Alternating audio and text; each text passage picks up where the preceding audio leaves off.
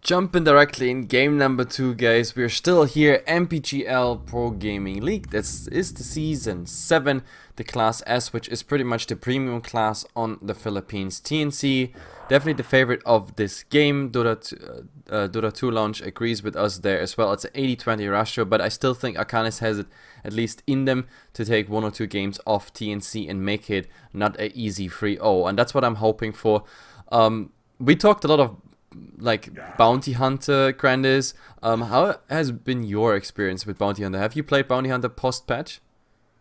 I haven't played Bounty Hunter, but I played with a lot of Bounty Hunters. And just in general, it kind of fits the current style of play. You're looking for a lot of very early fights and just a lot of brawls in the mid game. And if you have 4 heroes like Leshrac or Gyrocopter we saw in game number 1, they can do a lot of damage and get kills by themselves. Having the bounty is incredible, and the amount of space you can make is often underestimated if you use your time wisely. And in game number 1, TNC did. They're Yep. going to put their faith in Tihi's Leshrac again. I think with good reason. He did a lot of work in game number 1. Absolutely. To be honest, when I consider what's played in this current meta right now, Leshrac is for me a first ban material as well as the Queen of Pain. Even though I'm not a big fan of Queen of Pain, but it's kind of strange because as a caster, sometimes your view on things gets kind of blurred by the fact that you cast certain games where a certain hero, it doesn't matter which team, but it performs very badly. For example, all the games I've casted, all the Queen of Pains, they suck balls. I have to say it like this. Like, they were all so horrible that like I had a bad feeling of Queen of Pain picks. Then again, I watched the TI qualifiers, and then a lot of Queen of Pains did well. Still, then I looked back into the stats, and she's like a 50-50 hero at the moment. I think even a bit under 50. The Leshrac, however, is a hero with 60% win rate at the moment, which is kind of sick. So for me, absolutely justified first ban material. And I don't see a Draw Ranger, for example, being a priority over her. But Arcanus disagrees with me there. So we get a Leshrac, we get a Vengeful Spirit. So we have 2 stuns already. Magic Missile follow-up in Split Earth is one thing that could happen. On the other side, Arcanus says, okay, we grab the Gyrocopter, which is a decent core, and the Queen of Pain for the mid. So at least 3 cores out of potentially 4 are settled for now. I honestly think Gyrocopter is a little bit more than decent. I quite like how Arcanus have started out this draft as opposed to game number 1. These heroes snowball very hard, scale nicely towards the late game, and I think in general, just a little bit better than what they had in game number 1. The Earthshaker and Lion, as a duo, weren't able to accomplish anything really. They desperately wanted their Blink Daggers and really wanted to be that initiating core for their team, but couldn't find any room on the map to farm that up. And I think this is just a little bit safer than dropping your supporting duo off of the bat. Vengeful Spirit for TNC, at least for me, is pretty interesting. A hero that has fallen out of favor quite heavily, but still in general a good support. But Shadow Demon's one that's rising very heavily in popularity. That'll be picked up by Arcanus. Yep, it's quite interesting what they do at the moment. Like, they saw TNC bans the Zeus, and immediately Arcanus assumes that there has to be like some sort of invisibility hero, and just for the sake of not having too much push, they just go out with the Broodmother and the Nature's Prophet. But to be honest, for me, those bans at the moment on Arcanus, I mean, I can understand the Broodmother. There was a nice response to the Zeus one, but the Draw Ranger and the Nature's Prophet, they feel, for me, completely out of place. Undying is something in the current meta I totally understand. You don't want to have him in your laning phase because he just sucks you dry when it comes to strength. You stand there with like 2 or 3 stacks, suddenly you're just having 300 HP, and then any rotation, any, I don't know, block, stun, whatsoever might lead to death. The second core came out by TNC, so we know what's potentially in the safe lane, to be honest. You can, with the Leshrac and Shadow Fiend, I think they're equally good mid laners at this point in the current meta, so we don't know who and where they are gonna be played. So let's see. Yeah, at the moment, it's not out of the question that we see Leshrac played as a support with Vengeful Spirit offering some nice setup there. But I think it's probably safe to assume at the moment that it's still going to be played as a core. As for Arcanus' lineup, as a whole, it looks really scary to play up against. At least once a Blink Dagger comes up from the Darkseer, a Vacuum and a Call Down, Sonic Wave, a lot of AoE damage there. And I could see this Darkseer really getting a lot of traction, although his lane isn't going to be the best presumably a triple range lane up against him. And although it doesn't have the most disable, it makes up for that with the damage. Timbersaw going to be the next ban coming after Arcanys. It's pretty interesting. Yeah. What's also very interesting is that the Dazzle came out. Like, the Dazzle, how does he fit in? Is the Dazzle picked just to not give the Dazzle to Arcanus, so they cannot go for the Disruption Shadow Wave combination, which is actually tons of damage? I know that's the closest thing I assume. Darkseer, I like Darkseers at the moment, like the buff on the wall and everything, making the wall actually a spell worth to pick up at 6. Otherwise, it has been similar to what we have seen before, that Darkseers wait almost till level 10 and 11 till they skill the wall. Now you can drop the wall pretty much everywhere, and it's nice. I had some nice Darkseer games as of late, to be honest. Yeah, I think in general is a pretty good hero. TNC's supporting duo is pretty nice because it does offer you a lot of minus armor to synergize with the Shadow Fiend, as well as a little bit with the Dieblock Edict from the Lash. Next pickup for Arcanus is going to be a Nyx Assassin. Now, I really don't know how Arcanus's lanes are going to end up shaking down now. Nyx Assassin was not the pick that I expected. I thought it would be something more along the lines of the Lina. That's a although 4. it does. That's a 4, Yeah, I think. it kind of has to be. Yeah. It functions in a similar way to the Lina, offering just a stun that requires setup that's offered by the Shadow Demon, but in general, yeah, I'm not really feeling it. I don't think Mana Burn's going to have that great an impact. I say that now, but in the super late game, Leshrac is going to eat a lot of damage from that spell, but early on, unless the Nyx Assassin gets a lot of early momentum, actually hunting the Dazzle and Venge as a position 4 is going to prove to be difficult. I think Nyx Assassin as a hero just requires a little bit more levels. Yep. To be honest, I just don't see the Nyx Assassin finding a lot. I mean, there is one setup they can actually go for. This is, for example, the Shadow Demon going for the Disruption, bringing the Gyrocopter in position, a follow-up stun which needs some execution, but that shouldn't be a problem for the next follow-up stun. That should translate into a kill, but the problem is what's on the other side. It's a very elusive hero. They picked the Weaver on the 5th position, not 5th position, as the 5th pick, which means the offlane position.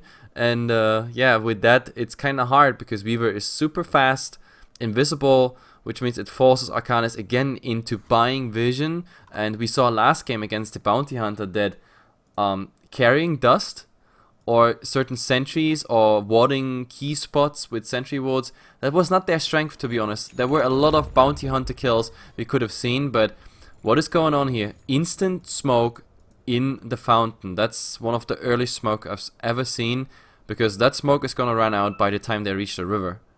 This is level 1 Roshan. They start with the Basilius coming out from the Weaver. I think they're going to go for it. They have plenty of salvos in order to do this.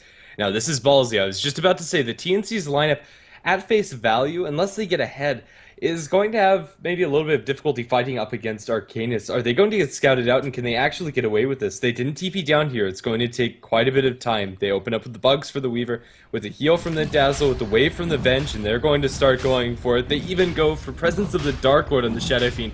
If they don't get this Roshan, it's disastrous, but it looks like they might be able to. Nyx Assassin's up on the high ground. He's close, but close doesn't quite cut it. It looks like Arcanus are none the wiser, although TNC getting a couple bashes on the left. She's going to end up surviving. They toggle aggro to the Dazzle. Can they pull this through? This would be an incredible way to win game number 2. Yep, I didn't even think about the minus armor, but like they have the swarm. Oh my god, Weaver. Oh, that was so close. And now I think the other team is getting now kind of suspicious. Where are they? They're not showing. There's just nothing seen. A new bug going on Roshan, but yeah, Roshan is going down. TNC just made it happen. So everybody's level 2.5. They're decent, obviously, in gold. That's the perfect start into the game. So now you can just pop your tangos, go to your lane. Everything should be fine. On top of all of that, they even got the bounty rune bottom. They didn't even lose any bounty rune for that. So this is the perfect start how you can go into a game. Look at the Shadow Fiend with the bounty rune craft. After this Roshan, he's almost level 3. Now going against a level 1 Queen of Pain. It's 1.5, like half a level into that level 2 or 1, however you want to call it. But still, it's a nice start. To be fair, he does have a point in Presence of the Dark Lord, so that extra level is going to be a little bit less important than it otherwise would be. And Playhard does have level 2 now, so I think this lane is going to be okay for the Queen of Pain as long as there aren't any rotations. But the advantage that level 1 Roshan gives for all of the other lanes is absolutely immense. We have a Gyrocopter Shadow teaming up towards top, but against this Venge and Leshrac already down 2 levels near enough on both of these heroes, they can't farm the Gyro. They're going to TP him down towards bottom. A lot of time wasted by Jabril Ramos. This is just such an awkward way to start the game. If you're Arcanys, it's a hard road to recovery. If they can turn around a couple of fights, that would be wonderful for them, but I'm just not feeling it. Darkseer's starting off in the woods. It's an offlane Shadow Demon. It's nasty. Yep, offlane. I don't know, it really feels just strange, and the Shadow Demon might actually pay here. The right clicks are coming, one of them came from the Leshrac, and the Lightning actually finished it off, even though 7 could have taken that first, but I feel, but the right thing happens, he gets it to the core. So TNC, level 1 Roshan, and the first blood. Like, gold-wise, this is just an amazing advantage they already have. And just to remind some people, it's not even 3 days ago, or is it? Yeah, about 3 days ago, we had Alliance falling to the fact that they got level 1 Roshan. Like, it's a very, very bitter experience for Alliance there. They dropped out of the TI qualifiers there, and I mean, these are not the TI qualifiers, obviously, but it hurts just as much. Level 1 Roshan it's also a hit to your bride. Yeah, it is. It's going to make winning that game number 3 that much harder, especially if the Gyrocopter gets soloed by Sam. Jesus, Sam, he got that easily. With the level 1 Buck actually helping out there, just 1 point in Gemini attack, but in the end the Rocket Barrage, that's one of the changes we had in the patch. The Rocket Barrage scaling is a lot lower right now, so it does a lot less damage when you're lower level. It does full amount of damage when you're 4 points into it, but yeah, you saw the difference. You really saw the difference. It was a close call. Maybe pre-patch this would have been a kill. I don't think so. 240 damage is still admirable. It's a difference between 330 and 240. I think Sam still survives, but that's just due to the fact that he has such an experience and gold advantage. This is an offlane Weaver. He's supposed to be having a pretty difficult time, but when you're dealing with supports like Shadow Demon Nyx that can't really zone him out, and when he already has a Ring of Health running, zoning him just isn't a possibility. The good news for Arcanus is that their jungle Darkseer is getting quite a bit of farm, stacking up with the Ion Shield buffs, making it last longer. At all levels, he's going to find himself almost level 5. This helps quite a bit. Absolutely, and well, let's see what the core's got so far, besides all the advantages we listed. I mean, oh, in the mid, there's actually quite an interesting go here. Dazzle versus Queen of Pain, but that Queen of Pain, she gotta be careful. Like, those ticks of the poison bring her really low. That's 30 HP. Like, if there was just any random damage, he might have died even just from a Dazzle encounter, which is, I know, something always nasty. If that Shadow Wave was level 2, by the way, that would have been a kill. It's kinda insane that Queen of Pain has trouble with this whole thing at the moment. The Darkseer trying to defend something here in the top line, but I don't think you have actually a chance against the Leshrac. You can really just pull the creeps away. That's all you can do at this point. Yeah, he tries for the Iron Shell, but that creep gets focused down, and even pulling out the aggro comes at a very hefty risk. If he gets Magic Missile, and the Leshrac just had a little bit more mana, that could be his death. At the moment, Leshrac goes for the Edict instead of going for that Darkseer kill, and that'll secure them the tower just the same. This game really couldn't start out any better for TNC. 2-0, they get the first blood, they get the level 1 Roshan, and they're doing amazingly in all of their lanes. Shadow Fiend is power farming inside the woods, giving some space to the Dazzle offlane Weaver, even sitting on a decent amount of gold. Arcanus need to do something pretty big in these mid-game teamfights, and that comes off of the back of potentially a Darkseer, but speaking of which, he's getting Magic Missile, and with a Lightning Storm, they should have more than enough damage to bring him down. Low Surge buys some time, it's not going to save him from that auto attack, he'll fall down under the shadow of his tier 2. Yeah, it was, to be honest, this is something I feel coming on the Leshrac. I think before we go into the TI main event, the Leshrac might not reserve a nerf when it comes to his magic abilities and everything, because that makes him just a solid core. And so far, people, viewers and players alike, they kind of enjoy the Leshrac presence. There were even news articles about him. But what I think is also his range, like his right click range, might get a, I know, 100 units nerf or something like that, because it's kind of ridiculous that he has like such a long ranged attack as well as like all the spells. Also the range on the lightning is kind of ridiculous. He gets you from miles away. I think this is something we might see to change. But oh, in mid, that was a fast kill. Was this our first Vendetta? No, not even close. The Nyx is level 4, but yep, they just made it. They just made it happen on the Dazzle. So the first kill for Arcanus on the board. It's about time. Yeah, not something you see incredibly often. A lot of Queen of Pains, especially after going for the second point in Shadow Strike, will not go for ulti as their level 6 skill point.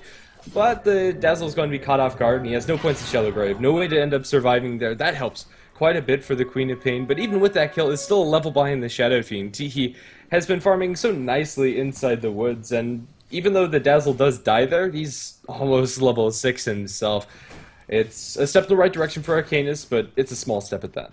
To be honest, I'm kind of disappointed I don't see Teehee here on the Leshrac again, because he definitely proved he has a pair of balls there on his Leshrac. I mean, the way he jumped into fights last game was kind of ridiculous, and only a few of those YOLO jumps, we would usually call them under normal circumstances, were actually deadly for him.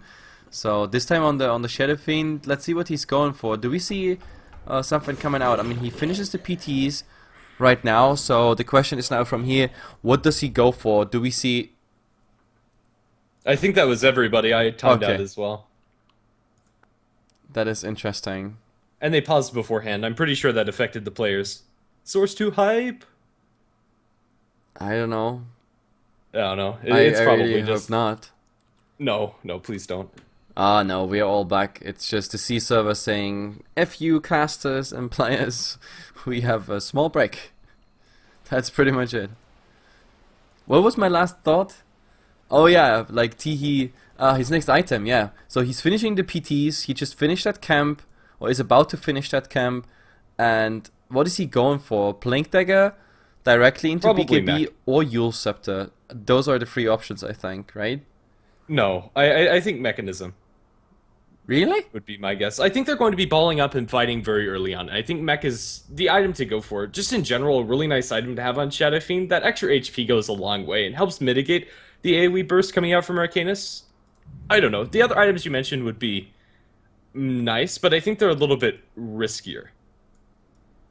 Yep, well, I guess. But at this point, with this advantage, you could blow up one of them instantly just by, you know, using them. Or BKB, you're instantly ready to fight. But yeah, I guess a mech is a right thing to go for, but... Well, we have to see. I mean, who else would be the candidate for a mech? At the moment, the Dazzle has two branches that could go into a stick, obviously. The Leshrac would be a candidate, but he already went into the point booster, so it's kind of clear what he's going for. That's directly Soul Booster Rush. Yeah, so I think you might be right. The mech has to come out, and there's still enough time to acquire that one. Yeah, it's obviously up to the Shadow Fiend. I haven't seen TNC play that often to know exactly what Teehee wants to go for, but yeah, we'll just have to wait and see. As far as the item progression for the Arcanus side, it's still quite a while before we can really speculate what they're going to be going for. At the time being, it's just a really standard progression. Gabriel Ramos has his Phase Boots and Basilius, but that's about all of the noteworthy items. Darkseer, on the other hand, however, does have his headdress and is going to be working for the mechanism for his team, and has himself level 8. Nace Sydney, even though he never showed his face once in lane, has been farming very effectively inside the woods. Yep, absolutely. I think we're gonna see some pressure out here in the bottom lane. Problem is that this new creep wave is coming in. Sam can't really pull it away, doesn't dare to pull it away because, I don't know. If he's like too ballsy, then disruption into stun would kill a Weaver, especially on that HP. But at the same time, the problem is the push they do at the moment, it's so much slower in direct comparison. Look at Leshrac, if he pops Edict, then he's doing so much damage on that tower. They have to wait for the next creep wave, which will take a while, but yeah, their push speed is just amazing. And therefore, yeah, tier 1 tower bottom remains on 50%, and the tier 2 tower has pretty much the same trade value. And therefore, well, they don't continue to push, but you see how fast it could go. Yeah, it is only level 1 Edict, so only 360 physical damage. It's still nothing to shake a stick at, but he's gone for a very aggressive killing build instead. So that's going to mean that tier 2 tower is going to survive, although not on very much HP. 622 on the tier 2 tower for really nothing much committed. Teehee finds himself a haste rune, now going to roam down towards bottom lane. Gyrocopter is left completely alone. The supports are in mid. That's a dead Gyro. Even if the Shadow Fiend wasn't there, he's going to miss a raise. Doesn't even matter. He's going to find himself a free kill. Yep, easy missed raise just to get then the right click in there. He might go for more. I mean, there's a disruption. He could still just disrupt. Yeah, there we go. Disruption, followed by the stun. The execution was beautiful actually. Now there's the mana burn. The right click still for real on the Shadow Demon. And yeah, there, this raise actually hit. But there are still 2 stacks of poison on it. And nope, they're not gonna get this kill. Or are they? Never mind that. This is just a level 1. Yeah, level 1 Shadow Poison and level 3 Soul Catcher. That's... I don't know, Purge would disagree on this build. He would do it exactly the other way around. But yeah, it was just not enough damage. When you're dealing with the burst damage of a Queen of Pain and Gyro, I can understand the appeal of going for the max Soul Catcher build, and I think it's absolutely fine. The Nyx Assassin's execution inside that fight inside the jungle was absolutely perfect. The biggest issue is that Nyx just didn't have enough mana for another Impale. If he did, he could have killed that SF. He found himself a beautifully timed Impale off of the Disruption. They must have been practicing that combo because it couldn't have been any better, really. Even if he had a BKB, I'm not even sure if he could have gotten that off. And then he gets the Spike Carapace on one of the raises, almost killing off the SF. It is going to be a full mech, but that's also going to be a mech for the Arcanus side. Considering that this game started out with a level 1 Roche, they're doing pretty good for themselves, especially if they can pull off this smoke gank, although for the time being it looks like it's not going to be the case. Teehee is down towards bottom lane. Yeah, Shadow Fiend isn't going to be showing his face in mid. At the opportune time, Arcanus are going to shift focus towards top. Yeah, I mean, given all the kills advantage, also a free towers advantage right now, Arcanus is kind of doing well. You already said it. Like, I mean, for those who just tuned into the stream, we look at a first blood by TNC, level 1 Roshan by TNC. By the way, talking about Roshan, we're gonna see the second Roshan of the game at 10 minutes already happening, which is also goddamn fast. So this is Roshan before the first minute, the second Roshan at 10 minutes. I think these are the earliest Roshan whatsoever. Like, the Dota guys will be happy about this. Either way, what I'm saying is Arcanys, given all these disadvantages against them, they're doing okay-ish. What they need is a fight that they win, because one big team fight that they win would equalize all this. But the problem is, if you look at the graphs already, we're talking about an 11-minute game with a 6-7k advantage already in net worth. Okay, so we have another pause. At the moment, we can take a look at Playhard. He's currently cutting off the creep wave, so TNC only have 1 creep wave to work with, and well, it's not even there. They have an Aegis, they give it to the Shadow Fiend. Again, I kind of like Leshrac with the Aegis a little bit more than the SF, but he used his own. I think both of them are admirable carriers of that item. You're going to have the full Bloodstone flying out to the Lesh anytime now too, so that's a lot of mana sustain. They're probably gonna have to go back to base before continuing for another tier 2 tower push, but TNC are primed and ready. Playhard blinking over towards this side, looks like he's going to avoid disaster, but the Gyrocopter not so much. The Weaver diving won't be able to get that kill, is forced to time-lapse away. Very close call onto the Gyro. Yeah, to be honest, Sam did the right call there. If he would have stayed for the last and the killing blow pretty much on the Gyrocopter, he would have died as well. Instead, he says like, no, that's fine. We're gonna trade for some tower damage instead. That should just do the trick. Dying there in this position because right now TNC, look at the net worth. We have the cores definitely leading by a good margin, but even the offliner is now can be considered pretty much the third core of TNC because he did so well in the offline. So as long as those 3 heroes remain in the top 3 position, everything is fine for TNC. That can just continue as long as nobody dies and they just keep the GPM up. This is all good for TNC. Yeah, it really is. Arcanus are going to be increasingly reliant on their big AoE teamfight combination. That's going to also rely on Nascent and getting a Blink Dagger, I think, on the Darkseer to really get a good vacuum off. If you have a vacuum and a call down with a Sonic Wave, it doesn't matter how far you are ahead, that's still going to be very threatening if the levels are somewhat comparable. And although Arcanus are still at a pretty significant advantage, about 5,000 XP deficit, it's still enough to where they could blow up very easily like the Shadow Fiend and the Weaver before they're able to get off their defensive spells. But they probably won't be able to save this tier 2. Edict, still only level 1, doesn't matter, they have a DD on Teehee. They're going to fight for the last hit. Shadow Fiend is going to win that battle, and they'll keep on going with the Aegis of the Immortal tucked into Teehee's pocket. Yep, and a double damage now on the Shadow Fiend makes the whole thing even easier. It's kind of hilarious that we look at a 13 minutes game with only 7 kills, but with TNC pretty much already saying hello to tier 3 towers with a potential go on high ground, which we see right now. And also one of the first tier 2 towers fell, as well as the second Roshan. So if there's any game I could have called objective gaming, it's this one. He's dropping low, but he might want to lose his Aegis in the meantime. Defensive Disruption is going to buy a little bit of space, but Weaver's going deep behind enemy lines. The cooldown is going to drop the SF low, but with the mechanism usage, is going to survive, but the Leshrac and Weaver not so lucky, eating a Sonic Wave backing wall.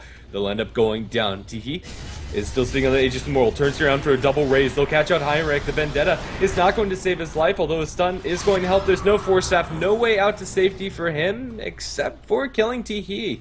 But even if they kill him, it wouldn't actually be his complete death. He'd end up surviving with that Aegis the Immortal with plenty of defensive backup.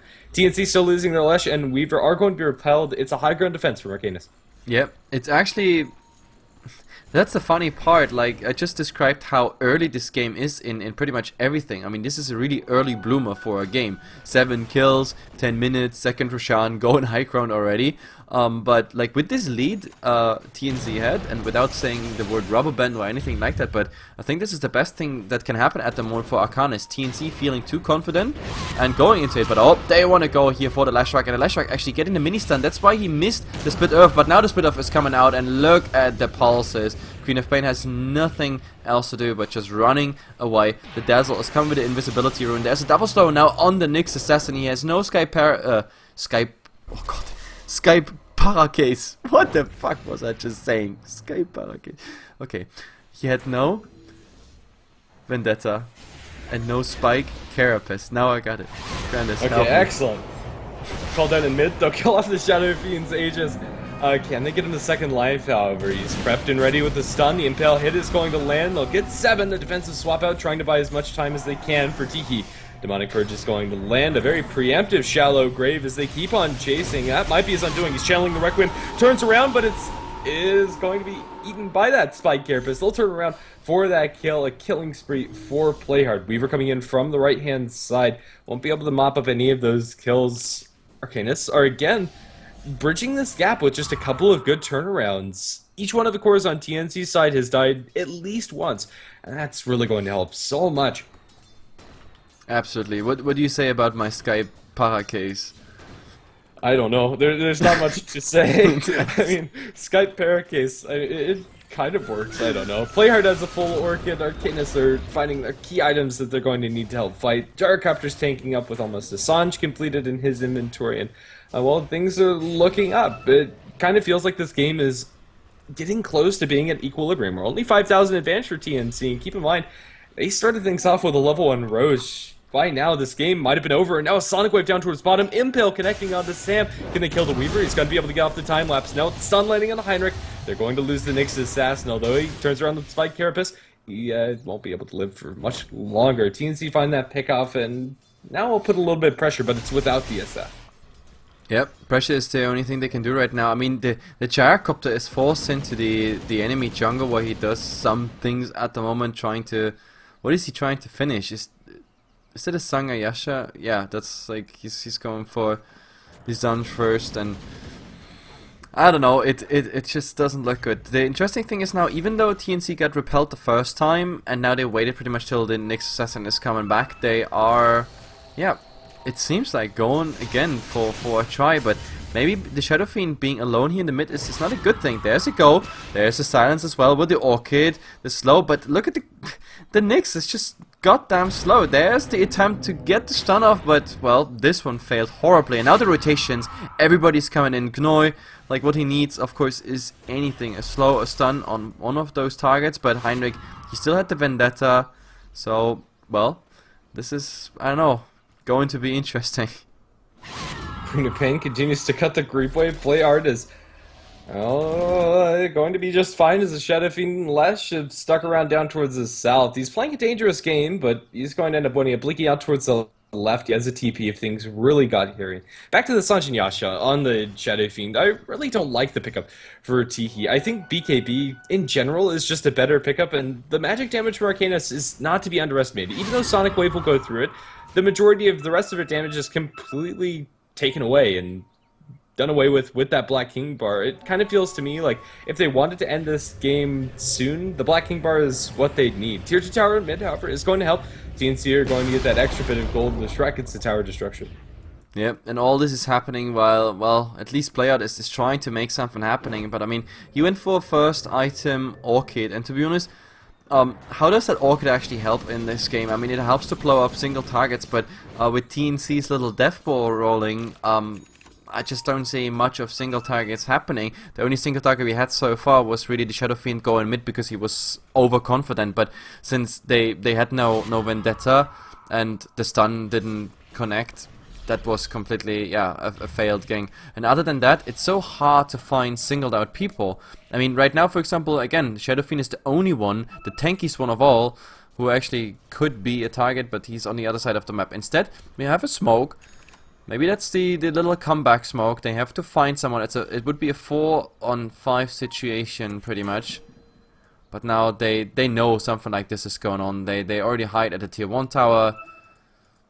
TNC knows exactly what's going on, which means with this pretty much the ward position is given away. They have full vision here, they have full vision there, and I assume, I didn't see where they smoked, but I assume it was like here around this area, and yeah, everything, they just knew everything.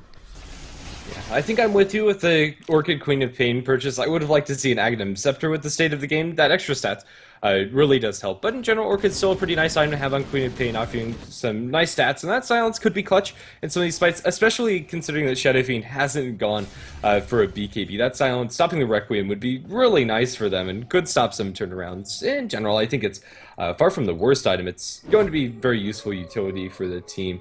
Yeah. But I wanted to see the Arcanus Scepter. Usually, like the Queen of Pains that you have in the current meta, they go for the Arcanus Scepter right away. Just because by the time you reach the Arcanus Scepter, you're usually on level 11, which gives you the level 2 Sonic Wave. With that Sonic Wave, you can pretty much clean out entire creep waves with just one go, or most of it at least. For the creep skipping, he did, just to prevent TNC from pushing even further. That would have been quite interesting, because the Orchid so far, if you look back on those fights, it didn't have much of an effect in the entire game so far. We look at 20 minutes, we don't have too much fights. I mean, if you divide, what, 13 kills by 20, we have the lowest kappa per minute ever, but still, it's when it comes to objectives, Roshans and push and tier 2 towers and whatnot, it's a very impressive game. Like, nice objective gaming by TNC. We have to just see that they don't miss the train. Right now they're passive, just looking around, farming. But if you look at the course, I think TNC even wins the late game just by default, what's in their potential late game. I wouldn't be so sure. I think the initiation power coming out from Blinking Darks here is maybe a little bit scarier than what TNC have. They're more positioning reliant, and as the game goes super late, I think Arcanus will have a little bit of a comeback once Gyrocopter, Queen of Pain gets 6-slotted, and TNC are going to struggle to find those initiations. They'll rely almost exclusively on Vengeful Spirit swaps or Leshrac Stunts to land, and those aren't necessarily what you want to be doing. Third Roshan of the game, going to be picked up by TNC as they get the vacuum, and everything landing with the impale onto Teehee. They'll bring down the Shadow Fiend. He does have an Aegis the Immortal. They'll try to go for Sam, who does have the cheese in the sidelines, but that combo was immaculate. Shadow Fiend coming back online. They're going to missile into him, blink screen, chasing forward. They will be able to catch out T with the magic amp onto him. They'll buy a little bit more space with another disruption. He is not going to be more than a blood splatter on the ground. That was the team fight combo I was talking about. Talk about comeback, GrandisV. Arcanys 8-8 suddenly at the 22 minutes, just as TNC grabs the third Roshan and think they are safe and completely on the good side of this. They just got a beating, a heavy one. They're gonna pay with the tier 2 tower as well, and maybe even with a go on that poor Leshrac. There's the swap out, but Vengeful Spirit definitely paying for it, and I don't think the Weaver can make anything happen, or can they? I mean, there's still Heinrich, he used already Carapace. Nice defensive disruption here. Is there any vision? No, Arcanus fails again to provide the vision, and now, oh, this really hurts. The Dazzle's not going down, and the Weaver is still going full ham, trying to do something. The right clicks are coming out, but no, this just won't be enough. Still, a single dust or a sentry ward would have made a difference here, getting that Weaver down in the end. Again, Arcanys failing on this one badly, but it doesn't matter. Even with this one lost, they got rid of the Aegis, they got a tier 2 tower, and very, very important kills. So Arcanys, not fully back in the game, but one step further. Honestly, I think they are fully back in the game. If you take a look at the net worth chart, Queen of Pain is second, and even though Darkseer and Gyrocopter are a little bit lower on the chart, the items that they've gone for have been more impactful than the ones that TNC have picked up. The Mech Blink on Darkseer is absolutely amazing. BKB on Gyrocopter allows him to fight very nicely. He's going to be forced to use that again. The BKB is wearing low. Can they actually secure this kill? I don't think they will, although it's close. Defensive Disruption is going to be committed. He's going to be dead on impact if Weaver runs through him, and he will. The Shiguchi damage is there. We'll chase forward for the Shadow Demon. A double kill for Sam H, still sitting on that cheese. Vacuum back, but it looks like Arcanus, Caster's Curse, maybe. They've locked things up a little bit. Defensive Swap's going to buy Weaver's space. He ends up popping that cheese. Doesn't have time lapse available anymore. But TNC will continue for a high ground push, even without the Aegis of the Immortal. Yep, I think that was a big misplay by the Gyrocopter. Oh, but there's a go here on the Leshrac. They blow him up with the Sonic Wave. That's definitely a good one. But the bugs are on everyone, and that means they can continue on this tower. They don't need Diabolic Edict. They have a Shadow Fiend just hitting that tower. So easy going for them. But oh, there's a vacuum. Where's the wall? Oh, it's beautiful. And all the damage, the follow-up stun comes through as well. Now what they need is a tiny bit more. The Requiem being channels. Nobody dies so far. The Gyrocopter spawns in 1 second. What they need is a TP right now. Some rockets following this. Nice race through 3. But Heinrich, oh, misses that stun. That was really needed. The surge going forward. He has Carapace pretty much soon. There he uses it. So there's the follow-up stun. And a beautiful kill on that Weaver on the sidelines. Gyrocopter is back in business. Now going for that Vengeful Spirit. And I think this is the end of the fight. Never mind me. There's the real end. And well, he is going down, that's for sure. It's just a matter of seconds. Boom. Double kill for Playhard. And I really think these item pickups for TNC are starting to bite them. These fights just aren't going their way. I haven't really felt the impacts of the Lincolns on the Weaver, or the Sanjiyasha on the Shadow Fiend for that matter. The Lincolns on the Weaver and Sanjiyasha on Shadow Fiend are nice items to have for stats, but just in general, they're not doing as much with them as Arcanys are. The raw power of Arcanys' teamfight is pulling them through. Even though Gyrocopter gets picked, they're still able to run with that teamfight. The Queen of Pain going through it like a boss. 5-0 and 6. This Queen of Pain, you would not have expected Playhard to have been going up against a Shadow Fiend that started off the game effectively at level 3. Yep. And let's see, I mean, now we had one failed fight around the Roshan. The second one now on this high ground defense. I mean, it was not a complete, I don't know, misfortune for them, because they still got like the tier 3 tower and they got the base pretty much wide open now. We had a similar situation last game, but you see TNC, they lose precious advantage in Arcanys, and that's now the interesting part. Even though in gold behind in experience, they're actually leading right now, so that's quite a good thing, obviously. Because with that experience advantage now, a lot of their heroes are level 16. Let's actually look what's coming. Queen of Pain, obviously level 16 now, so the next Sonic Wave you get in your face is pretty much the loudest you can have, level 3. And the next one is also very interesting. The Darkseer would be the next one to hit level 16, which is then the level 3 wall, which is also of course scaling much better. The Gyrocopter at the moment, he feels kinda underleveled. I mean, this is your safe lane core, but he got bursted down so often, so early, and he was never really part of the good kills, that he's just level 13. I mean, I wouldn't call the call down now like the crazy scaling ability, but at this point everything matters, and the level advantage is something that Arcanus can benefit of. Yeah, it's really looking up for them, and if you take a look at Jabril Ramos' inventory, the Gyrocopter is sitting on about 3,000 gold. He's going to get a really big damage item, or just a really big item in general very soon. We now have the BKB out for TNC Shadow Fiend, but I don't think they can push high ground unless they secure this next Roshan. Actually taking that Roshan fight, as we've seen previously, is going to be very difficult for them, even though they can kill Roshan very quickly, especially if they have the Desolator on the Weaver, which is going to be up in a mere 400 gold or so. The fight afterwards is just so precarious when they're in those close quarters. Yep. And I'm just looking at the items right now, showing the viewers the full list, and I'm just curious, like, what do we get the next item steps? What is actually a game changer? Right now we have probably crit coming out on Batuse. That's of course big burst. The Darkseer now with the Arcanum Scepter, and as I mentioned, oh, there, Dazzle, they found a Dazzle. There's the Orchid finally making the real plays, so he can't go for the Shallow Crave escape. And that's an easy pick-off. Again, TNC kinda feels like they're spread out, and I don't know. It's like one of those guys, you know, once after you got a beating, you kinda feel embarrassed and you try to, you know, fall back and, I don't know, find yourself again. But at this point they just feel like, yeah, not really finding themselves. It's just spread out, one pick after another. We have to see if they go back to their 5-man strategy, because that's what they wanted to play in the first place. Yeah, we talked very early on about how demoralizing losing against a level 1 Roshan could be. I think the only thing worse is getting turned around once you went for a level 1 Roshan. You got it, and you succeeded in that, but that advantage didn't really mean anything. TP attempt by Sam is going to be successful. He does have his Desolator completed whenever he wants to purchase that up, so he does have that item ready to go, and a BKB up for the Listrak. So the items are coming out for both sides, in all honesty. We still haven't seen what Queen of Pain's going to spend with her 4,000 gold, but I think a BKB on her wouldn't go amiss either, or maybe something a little bit more hard-hitting. Yeah, absolutely. I think the Queen of Pain could really need a BKB, and after the BKB, something into right-click, because at this point, I think magic-wise, everything is done for her. If you want to have a compromise between a nice stats gain as well as some right-click, plus something that actually, yeah, what the team benefits of, I would say a Hex.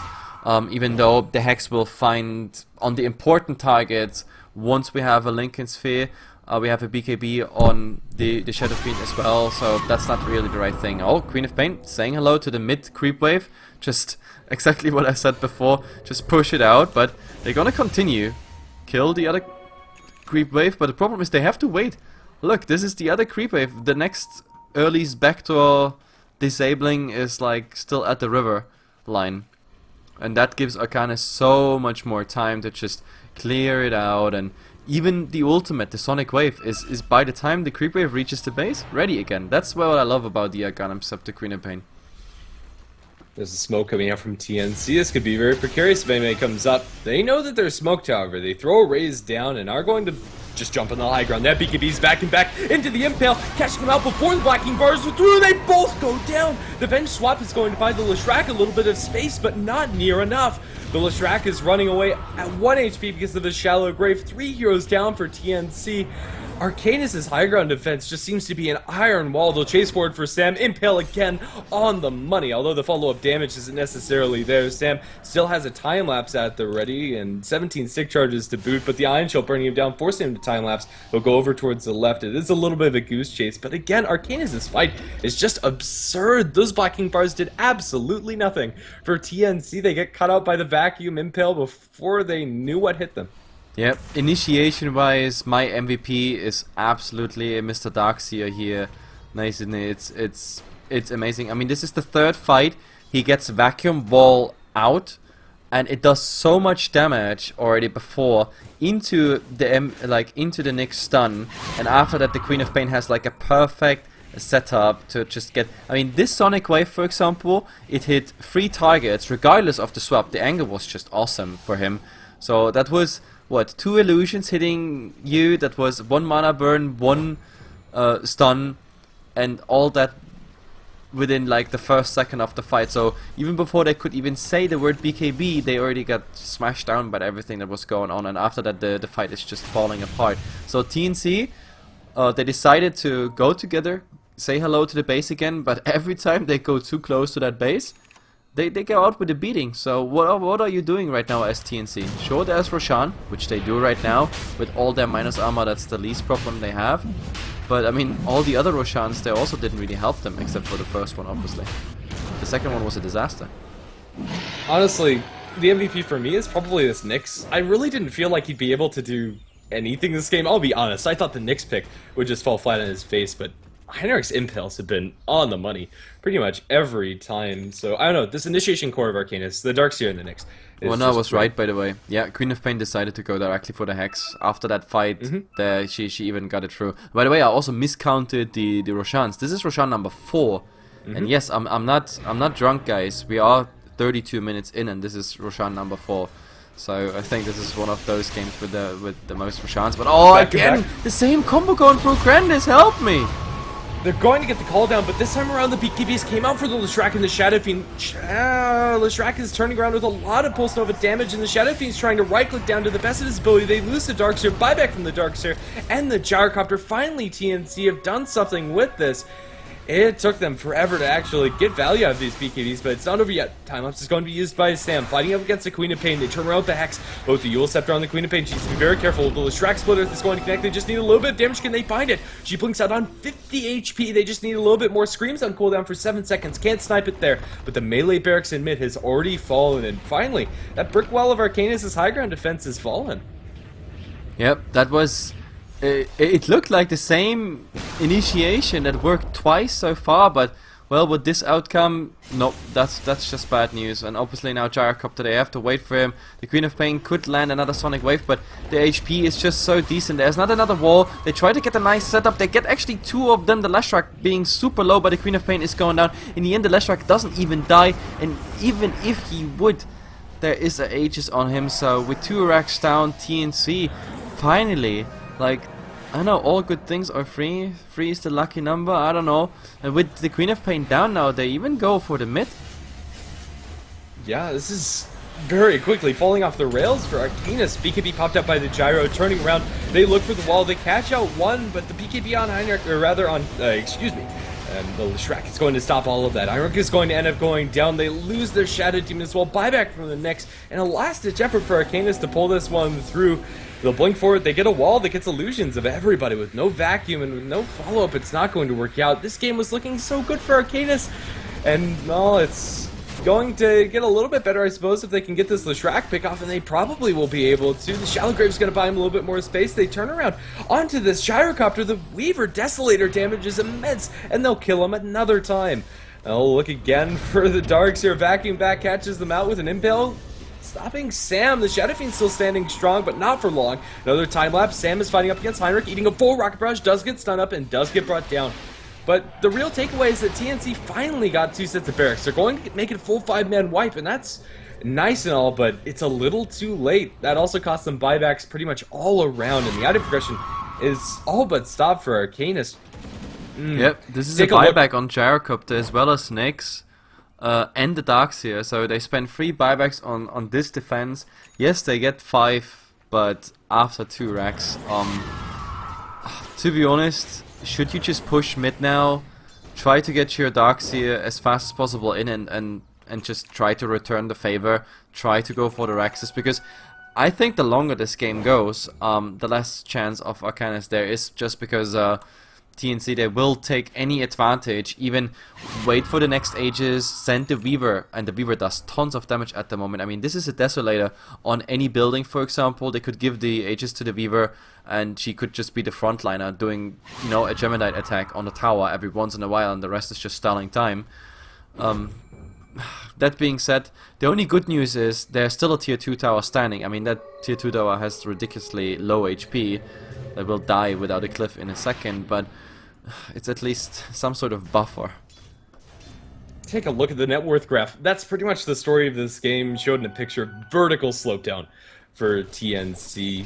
Although Arcanus start this game off with a terrible disadvantage, they fight admirably, and all it took was one bad fight for them to lose almost everything. Yeah. The only lane that's standing is top. The tier 2 tower is probably the only reason why it's standing still, but big items coming up from TNC. You have a Scotty up, new Shadow Fiend, Weaver already has his BKB. 10 seconds up for this next fight, and well, Arcanus are going to need to pull through a miracle. I think it's time to start considering a Rapier for Gyro, but he doesn't have enough survivability to really make use of it. Yep, that's the biggest problem at this point. I mean, they can push out now those 2 lanes so they don't have to deal with the mid and the bottom lane for a long time, while Arcanus, while TNC is gonna work on that top tower. I think they're gonna drop the tier 2 tower as well, or are they? At the moment, there's a TP coming in. There's an Nyx Assassin already in the front lines. If you could pick any target that you nuke instantly on TNC, GrandisV, in your opinion, who would it be? Yeah, I would say Leshrac, but it's so hard when you have a Dazzle behind him. If you can get like an Orchid onto the Dazzle and then focus down the Lesh, that would be wonderful, but then you have to deal with the Weaver and Shadow Fiend. Yeah. It is a proper Tricore coming out from TNC. It's like a game of Whack-A-Mole. You can't really keep all of them down unless you get them all at the same time, and that relies... I think it's the Weaver. If I look, or if I remember the last fight correctly, like his sustained damage, I mean, he used 3 times time-lapse in that fight. Because it's on a ridiculously low cooldown, and he pretty much did it every time where he pretty much resetted his, he resetted his mana all the time, mana and HP, that is, like, because he used it in a decent timing. So this is 40 seconds cooldown on an ability like this. It's, yeah, I think the Weaver should be focused.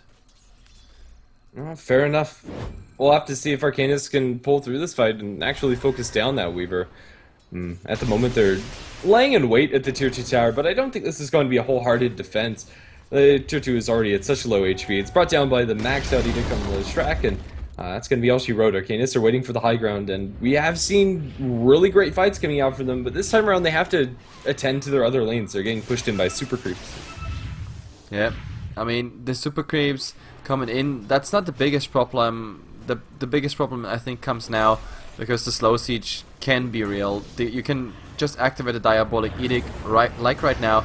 There's a cliff available, but do you really want to use it already for that tower? Oh my god, they already go for the Queen of Pain. There is no go. She managed to get that blink off, but also the Shadow Fiend going for that aggressive playstyle already on the Shadow Demon. Right now, the Tier 3 tower is going down. There's a nice call, and they get the Weaver down. Now you see the rest of the fight unfolding. Leshrac is the next target after the swap out, and the Weaver is buying back and coming back in, but is that actually a mistake? There is a rocket still to fly. Now there is a BKB. He popped. This should be a long 10 seconds BKB. Nice Requiem around the corner, and that means Queen of Pain is going down with no chance to come back in this game. If the Gyrocopter goes down right now, this game is pretty much over. And slowed down by the Scotty, there's no place to run. Buyback from the Queen of Pain, trying to save his life. Weaver pursues, but now they turn around for play hard. Teehee is losing that man fight straight up, but he does have the mech as Weaver goes down for the melee barracks. Gyrocopter or not, if they get Mega Creeps, that's also pretty much game. Orchid onto Sam. Can't have access to that time lapse yet. The Sonic Wave will secure his demise. It's a dieback for the Weaver. 2 gems on the ground. Can Teehee get this melee barracks? It looks like the answer is no, but the creeps are taking both the Tier 4s down. Oh, they want to get the Shadow Fiend. There's a BKB, the second BKB charge actually, and look at the right-click fight. I mean, Teehee definitely has the bigger fist, and look at the core. The core is taking so much damage at this point, and there it is. Leshrac coming in. Diabolic Edict is gonna be, well, it's definitely gonna be enough to just get the Gyrocopter, and that has to be GG. This buyback on the Leshrac just sealed the deal, even though they were defending the top racks. Teehee, just for good measure, is also finishing the racks. Because what is a core down without real Mega Creeps? They didn't achieve that in the end, but wow, I mean, Arcanys, what a comeback and what a throw right after, pretty much. Or no, it wasn't even a throw, it was a sort of clean fight, but they just lost the fight. And yeah, that's the end of the story. It was 2 racks after that lost fight in their base. If I'm Arcanys, I'm not super upset with that loss. It started out in a terrible situation. I'd honestly just be happy that they fought as well as they did, and they did fight very well, but yeah, it was just that one subpar engagement that cost them the entire game. We'll have to see if they can come back in game number 3. I think they have a pretty good shot. Well, yeah, that's pretty much it. You say it. I think Arcanys has the potential if we would replay this game without the level 1 Roshan and the given away first blood. This might have been a different story, and well, there's one more potential game to come. TNC can sack the whole thing with 3-0, or Arcanys can say like no, until here and no step further. From now on we dictate where it goes. That's the big question, guys. 2 minutes break, grab a drink, grab a beer, grab whatever you want, and we are coming back.